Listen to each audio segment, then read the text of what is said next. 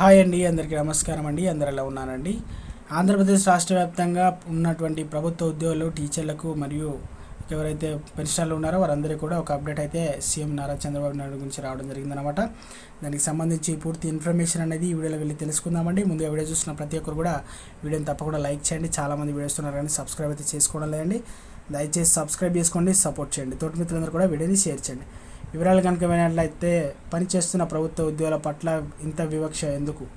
ఈరోజు మార్కెట్లో ధరలు ఏ విధంగా పెరుగుతున్నాయో చూసుకున్నట్లయితే ఇలా ఈ విధంగా ఉన్నాయన్నమాట. ప్రభుత్వ ఉద్యోగులు మరియు విశ్రాంత ఉద్యోగులకు పెన్షనర్లు ఎలా బతకాలి?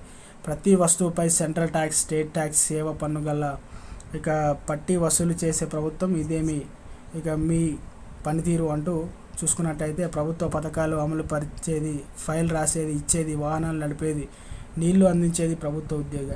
అది గుర్తుపెట్టుకోండి. కేంద్ర ప్రభుత్వం వారికి ఉద్యోగులకు ప్రతి 6 నెలలకు ఒకసారి డిఏ ఎలా ఇస్తుంది? దాన్ని మీరెందుకు విస్మరిస్తున్నారు?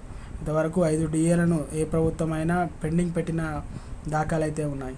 జీతాలు ఇవ్వడమే గొప్పగా ఉన్నట్లు వివరిస్తుంది ప్రభుత్వం.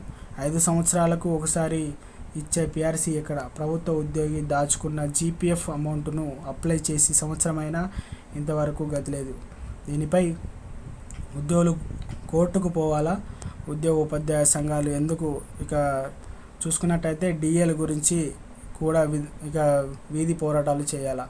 11 సంవత్సరాల 3 నెలల పూర్తి అయ్యే కమ్యూనికేషన్ ఆఫ్ పెన్షన్ రికవరీ 15 సంవత్సరాల పాటు రికవరీ చేస్తూ రిటైర్ అయిన ఉద్యోగులను దోచుకోవడంతో ఎంతవరకు సమంజసం, ఎంతవరకు న్యాయం? దానిని ఆపుకోవడానికి వయోవృద్ధులైన రిటైర్డ్ ఉద్యోగులు కోర్టు చుట్టూ తిరగాల. ఉద్యోగులు, పెన్షనర్లు మేలుకోకపోతే చివరికి జీవితం అధోగతి.